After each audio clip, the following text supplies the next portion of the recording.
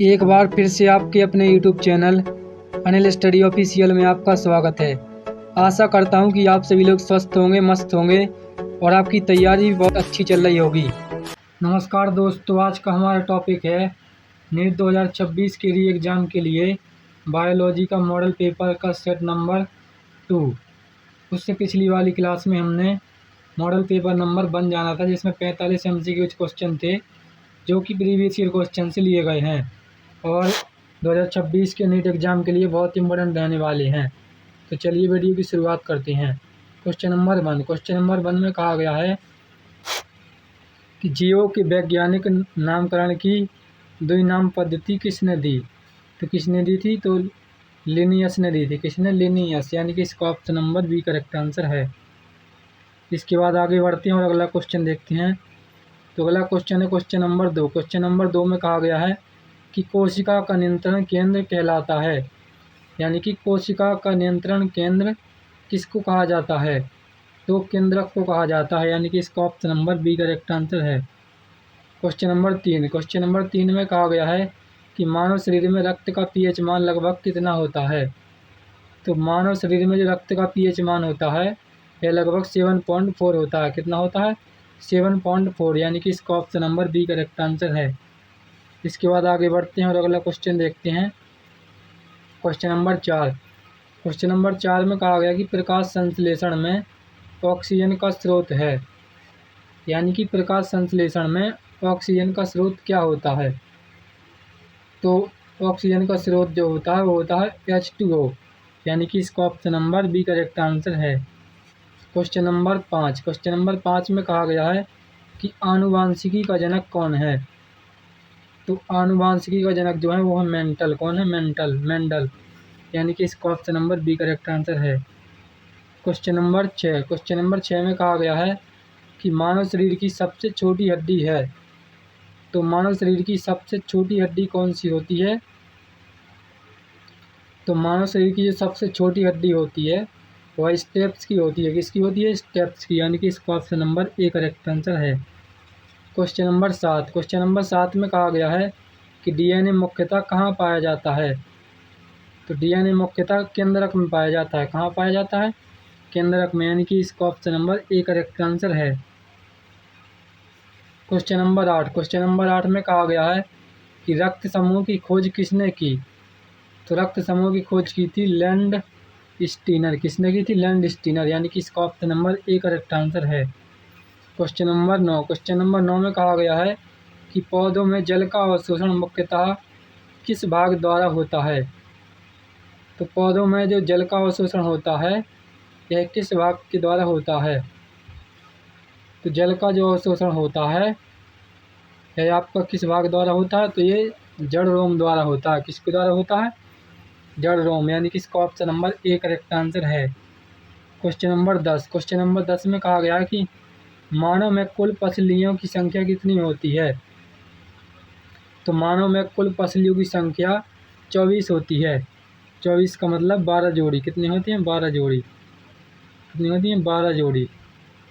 इसके बाद आगे बढ़ते हैं और अगला क्वेश्चन देखते हैं। तो अगला क्वेश्चन है क्वेश्चन नंबर 11 में कहा गया है कि एटीपी का पूर्ण रूप क्या होता है। तो एटीपी का जो पूर्ण रूप होता है वो होता है एडेनोसिन ट्राइफॉस्फेट। क्या होता है?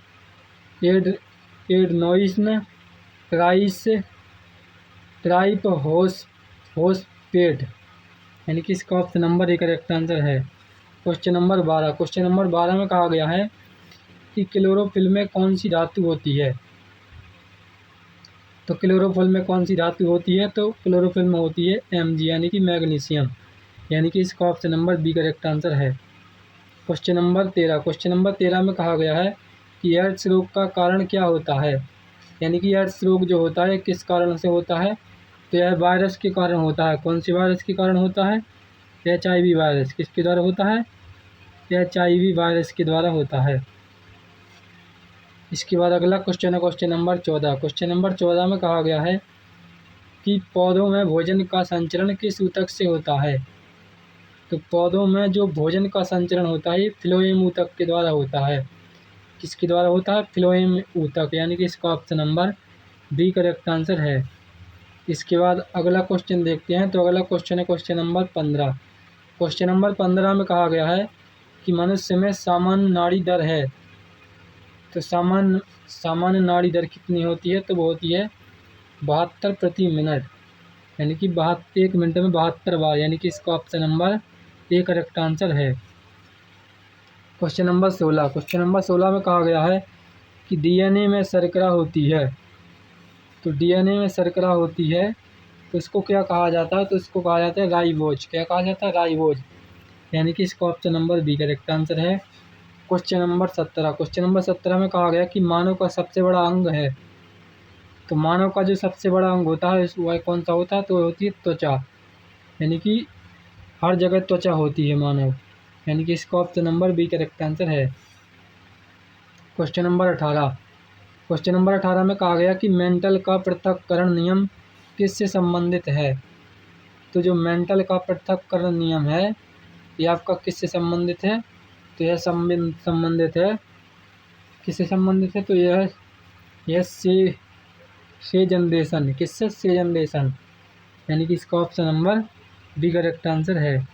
Question number 19। क्वेश्चन नंबर 19 में कहा गया है कि विटामिन डी की कमी से होता है, यानी कि विटामिन डी की कमी से कौन सा रोग होता है?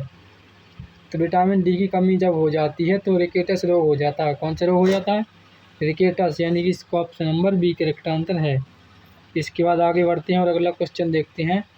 तो अगला क्वेश्चन है क्वेश्चन नंबर 20। क्वेश्चन नंबर 20 में कहा गया है कि पौधों में वाष्पोत्सर्जन मुख्यतः कहाँ से होता है? तो पौधों में जो वाष्पोत्सर्जन होता है ये रंध्र या छिद्रों द्वारा होता है, यानी कि इसका option number B correct answer है। Question number 21। क्वेश्चन नंबर 21 में कहा गया है कि मानव में ऑक्सीजन का परिवहन करता है, यानी कि जो मानव में परिवहन होता है ऑक्सीजन का वह कौन करता है?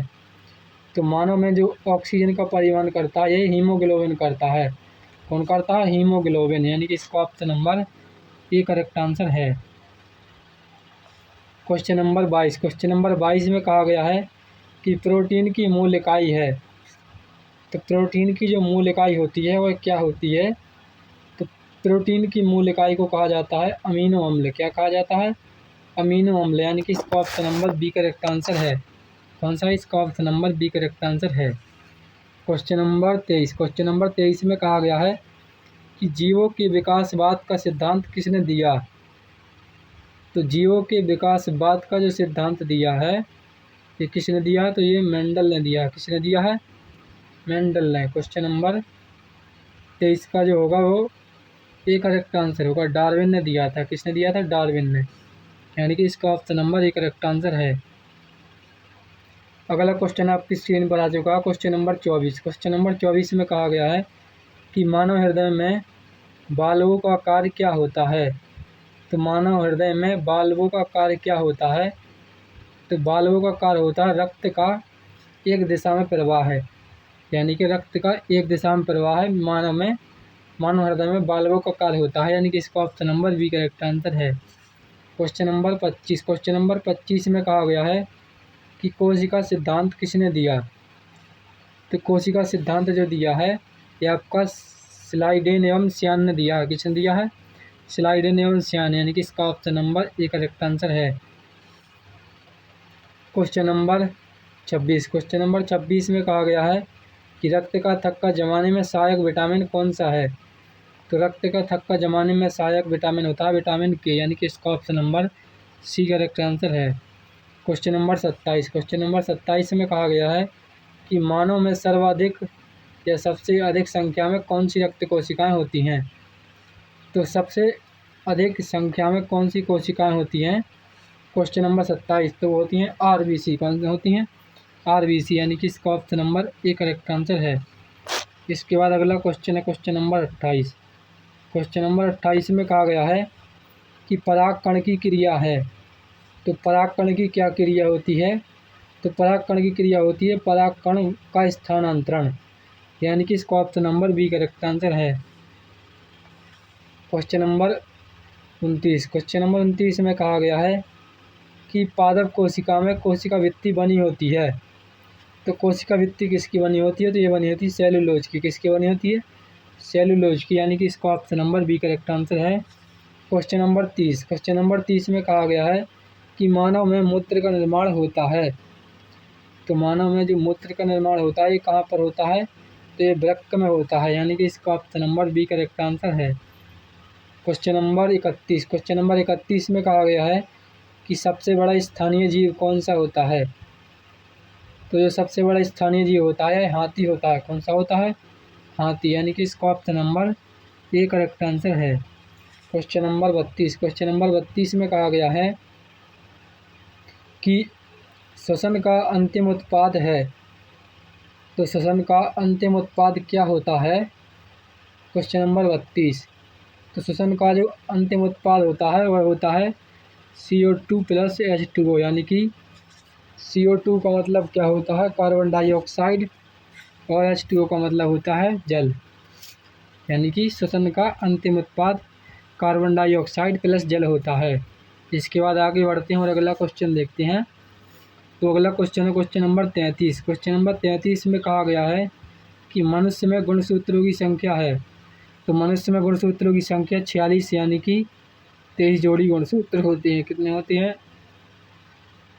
23 जोड़ी होते हैं, यानी कि 23 जोड़ी गुणसूत्र होते हैं। इसके बाद अगला क्वेश्चन है क्वेश्चन नंबर 34। क्वेश्चन नंबर 34 में कहा गया है कि जैव विविधता का हॉट स्पॉट नहीं है।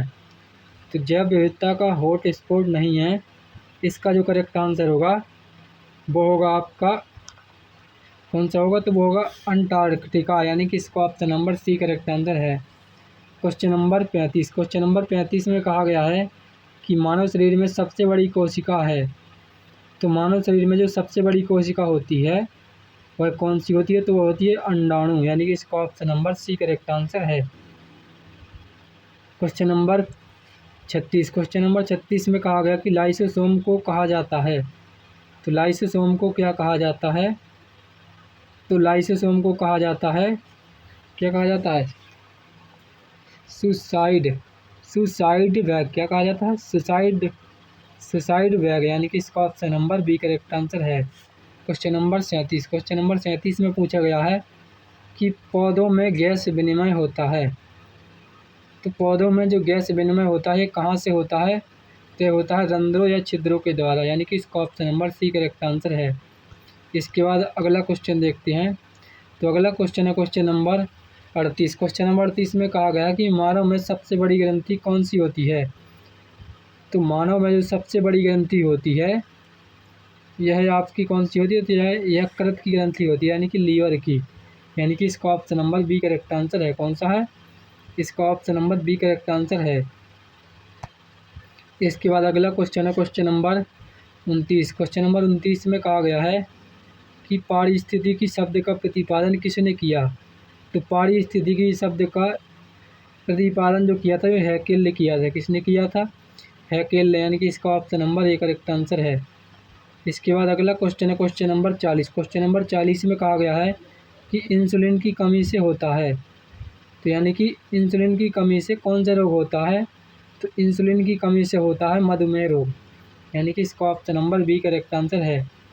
Question number 41। क्वेश्चन नंबर 41 में कहा गया कि डीएनए की आकृति होती है। डीएनए की आकृति कैसी होती है वो देखेंगे। तो डीएनए की आकृति होती है द्विकुंडलित। कैसी होती है? द्विकुंडलित, यानी कि इसका option number C correct answer है। क्वेश्चन नंबर कौन सा है? Question number 42। क्वेश्चन नंबर 42 में क्या कहा गया है? तो क्वेश्चन नंबर 42 में कहा गया है कि मानव में निषेचन कहाँ होता है? तो मानव में निषेचन होता है फैलोपियन नलिका, यानी कि इसका option number C correct answer है। Question number 43। क्वेश्चन नंबर 43 में कहा गया है कि सबसे बड़ा जैवमंडल तंत्र है। तो सबसे बड़ा जैवमंडल तंत्र जो होता है वह आपका महासागर होता है, यानी कि इसका option number C correct answer है। Question number 44। क्वेश्चन नंबर 44 में कहा गया है कि पिट्यूटरी ग्रंथि कहलाती है। तो पिट्यूटरी ग्रंथि को क्या कहा जाता है? तो इसको कहा जाता है मास्टर ग्लैंड। क्या कहा जाता है? मास्टर ग्लैंड, यानी कि इसका option number A correct answer है। आज का आखिरी और बहुत ही इंपॉर्टेंट क्वेश्चन है क्वेश्चन नंबर 45। क्वेश्चन नंबर 45 में कहा गया कि ऊर्जा का अंतिम स्रोत है, तो ऊर्जा का जो अंतिम स्रोत होता है वह होता है सूर्य, यानी कि इसका option number C correct answer है। आशा करता हूं कि आप सभी लोगों को नीट एग्ज़ाम 2026 के लिए जो बायोलॉजी का मॉडल नंबर 2 था, जिसमें 45 MCQ क्वेश्चन थे, वह आप सभी लोगों को अच्छी तरह समझ में आए होंगे। इसी प्रकार के बेस्ट एजुकेशनल वीडियो के लिए हमारे चैनल को सब्सक्राइब करें। अगर वीडियो पसंद आया हो तो वीडियो को लाइक शेयर कमेंट करें। तब तक के लिए धन्यवाद। मिलते हैं नेक्स्ट वीडियो में।